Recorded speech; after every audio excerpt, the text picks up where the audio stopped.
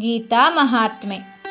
ಕುರುಕ್ಷೇತ್ರದ ರಣರಂಗದಲ್ಲಿ ಸ್ವಜನರೊಂದಿಗೆ ಯುದ್ಧ ಮಾಡಲಾರೆ ಎಂದು ವಿಚಲಿತನಾದ ಅರ್ಜುನನನ್ನು ಯುದ್ಧಕ್ಕಾಗಿ ಹುರಿದುಂಬಿಸುತ್ತಾ ದೇಹದ ನಶ್ವರತೆ ಹಾಗೂ ಆತ್ಮದ ಅಮರತ್ವದ ಬಗ್ಗೆ ಉಪದೇಶಿಸುತ್ತಾ ಶ್ರೀಕೃಷ್ಣನು ಹೀಗೆ ಹೇಳುತ್ತಾನೆ.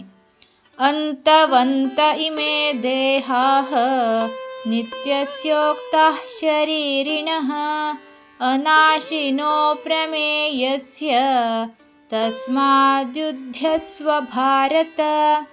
ನಮ್ಮ ದೇಹಗಳು ಹೇಗಿದ್ದರೂ ನಶ್ವರ. ದೇಹದೊಳಗೆ ಧರಿಸಿಕೊಂಡಿರುವ ಆತ್ಮ ಚೈತನ್ಯವು ನಿತ್ಯವಾದದ್ದು, ನಾಶವಿಲ್ಲದ್ದು, ಅಳತೆಗೂ ಮೀರಿದ್ದು. ಹೇ ಅರ್ಜುನ, ನಿನ್ನ ಆಯುಧಗಳಿಂದ ಅದಕ್ಕೇನು ಬಾಧೆಯಾಗಲಾರದು.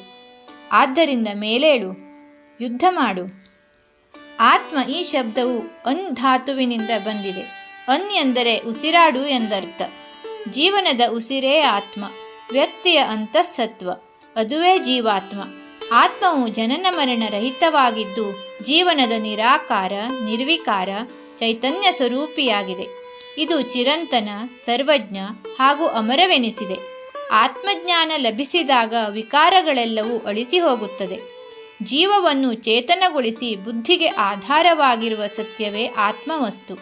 ಗೀತೆಯ 4ನೇ ಅಧ್ಯಾಯದಲ್ಲಿ ಕೃಷ್ಣನೇ ಹೇಳಿರುವಂತೆ, ನ ಹಿ ಜ್ಞಾನೇನ ಸದೃಶಂ ಪವಿತ್ರಮಿಹ ವಿದ್ಯತೆ. ಅಂದರೆ ಆತ್ಮಜ್ಞಾನಕ್ಕೆ ಸಮಾನವಾದ ಪವಿತ್ರವಾದ ವಸ್ತು ಈ ಜಗತ್ತಿನಲ್ಲಿ ಇನ್ನೊಂದಿಲ್ಲ. ಕಠೋಪನಿಷತ್ತಿನಲ್ಲಿ ಆರುಣಿಯ ಮಗನಾದ ನಚಿಕೇತನಿಗೆ ಯಮನು ಮೃತ್ಯುವಿನಿಂದಾಚೆಗೆ ಆತ್ಮ ಏನಾಗುತ್ತದೆ ಮತ್ತು ಜನ್ಮ ಹಾಗೂ ಪುನರ್ಜನ್ಮದ ಬಗ್ಗೆ ಉಪದೇಶಿಸಿದ ವಿವರಣೆಗಳಿವೆ. ಈ ಶರೀರವು ನಶ್ವರವಾಗಿದ್ದರೂ ಕೂಡ ಅವಿನಾಶಿಯಾದ ಆತ್ಮೋನ್ನತಿಗೆ ಶರೀರ ಮಾಧ್ಯಂ ಖಲು ಧರ್ಮ ಸಾಧನಂ ಎನ್ನುವಂತೆ ಧರ್ಮ ಸಾಧನೆಗೆ ಈ ಶರೀರವೇ ಆ ಪರಮಾತ್ಮನಿತ್ತ ಕೊಡುಗೆ.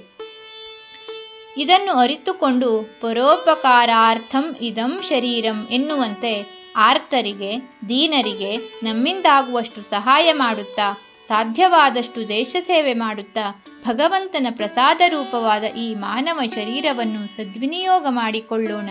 ಹರಿ ಓಂ.